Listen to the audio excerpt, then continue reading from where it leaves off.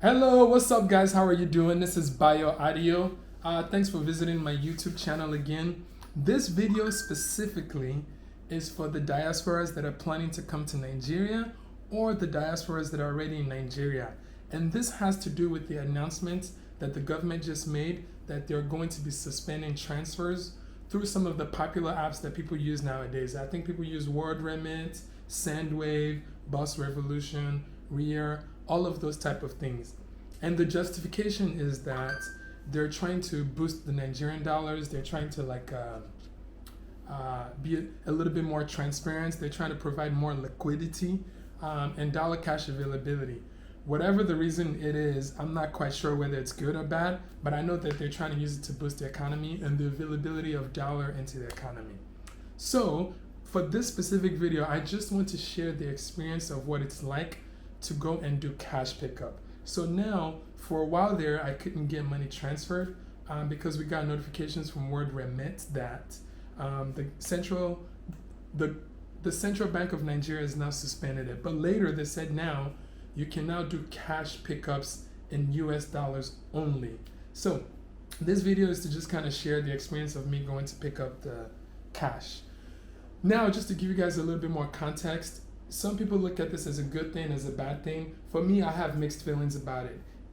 Convenience-wise, it's not that great because that means you have to physically go to the bank, pick up your cash, and then change it into Naira and then deposit it back into your Naira account. And a Naira is the currency that is used in Nigeria, and dollars is the currency, obviously, overseas. So with that being said, I think inconvenience-wise, it's not that great because now you have to spend time to go to the bank and change money and all of that stuff. But exchange rate-wise, I think it's amazing because when these third-party companies, when you use their software to transfer money, although they call it free or they charge a small fee, how they make money is by the exchange rate. So if you exchange the money on the streets here, for example, maybe you'd be paying like 417 Naira for $1, but with the app you'll be paying like 380 Naira roughly per dollar. So literally for every dollar you're missing out on 100 Naira.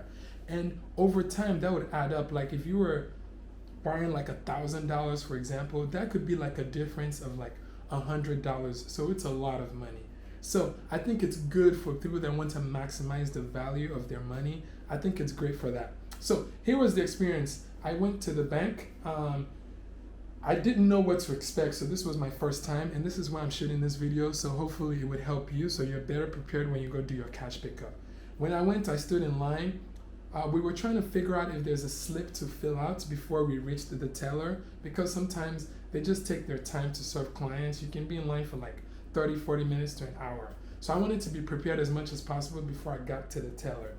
But they didn't have any slip. So when I got to the teller, they were saying that we didn't need any slip. But when I got to the teller, she now brought out this slip here, which I'm going to do a close-up shot. And then she said they don't have it available when you pick it up. And this is specifically for Access Bank. So inefficient. So now I got to the teller. Now I had to fill this payment slip out. So I had to go off to the side and fill it out and then come back to give it to her, while the other people behind me had to continue with their service. I did not like that. So when I started filling out the paper, they need a BVN number. So that's something that I didn't think that they would need. I just thought they would need an identification ID, photo ID to prove your identification, and you get your money and you go. But no, they need a BVN number. So now I didn't have mine. So I'm like, dang it, I don't want to have to go all the way back home and start this process all over again. But luckily I had an account with Access Bank. So they asked for my account number and then they cross-referenced with my identification number, and they found a way to figure it out. So if you're going, make sure that you have your BVN. And for you guys that are not familiar, BVN is like your Nigerian social security number. It's required to like do any type of financial transactions in Nigeria, whether it's the stock market, opening up a bank account, trading, whatever the case might be. And guys, I'm just learning all of this like in the last month. Okay, so moving on. So you need your BVN, and then when I fill that out, there is a code when you make that transfer. Whoever you transferred it to, whether it's your person, they're going to send you a code on your phone through text, and then the bank would actually ask for that code when you're filling out this form. So you have to fill out your name, the relationship to the sender, your phone number, the purpose, and also you need your sender's name as well, and the amount and signature and all of that stuff. So you need your BVN, and then you need the code that they sent to you in a text. So 2 things. So make sure that you bring a Nigerian enabled phone number to where when you receive the text, you can get the number from there. And not done yet, I got fingerprinted as well in order, the security is on point.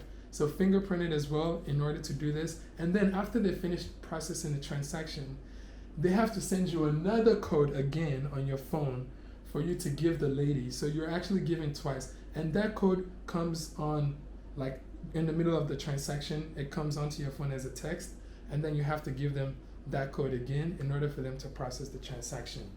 So those are the things that I want you guys, and then of course bring some sort of form of identification. That's a no-brainer, your passport, your name, and make sure that your name matches exactly as the name as what when you send it to that person, make sure that the name matches exactly.